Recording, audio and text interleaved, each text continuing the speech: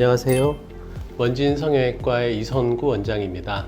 새로운 가슴 보형물이 출시가 됐다고 해서 그거에 대해서 조금 알아보려고 시간을 가졌는데요. 한스 바이오메드사에서 만든 바운스라는 보형물입니다.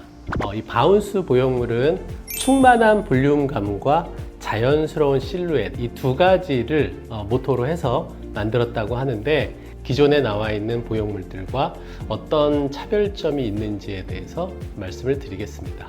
환자분들이 보통 보형물을 선택할 때 제일 먼저 보시는 게 이 보형물의 촉감인데요.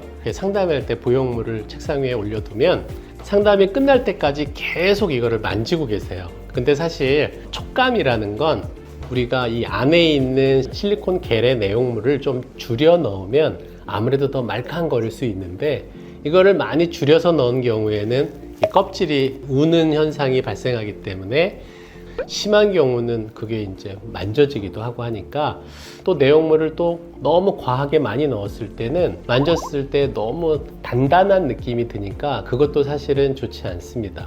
이 바운스 보형물의 경우에는 충전율을 굉장히 높여서 주름 생기는 리플링이 굉장히 적은 느낌을 받게 되는데, 손으로 만졌을 때는 그렇게 단단하지 않고 비교적 말랑말랑하게 부드럽다고 느껴지거든요. 안에 충전율의 양이 부드럽게 만드는 양과 또 형태를 복원하는 그 두 가지의 밸런스를 아주 잘 잡지 않았나 하는 생각이 듭니다.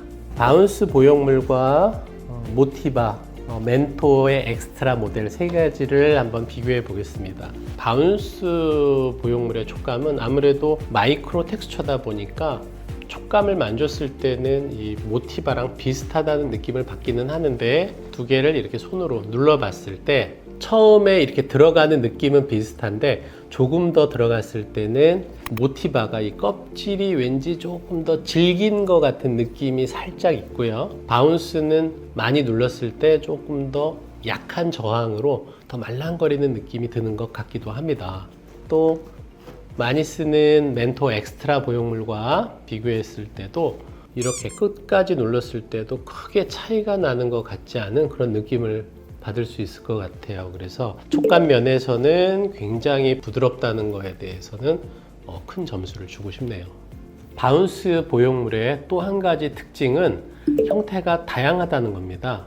보통 프로파일이라고 얘기를 하는데, 가로에 비해서 높이가 높은 것을 하이 프로파일이라고 하고, 상대적으로 좀 납작하게 만든 것을 로우 프로파일이라고 하는데, 제일 납작한 형태에서부터 제일 봉긋한 형태까지 5개의 프로파일을 가지고 있습니다.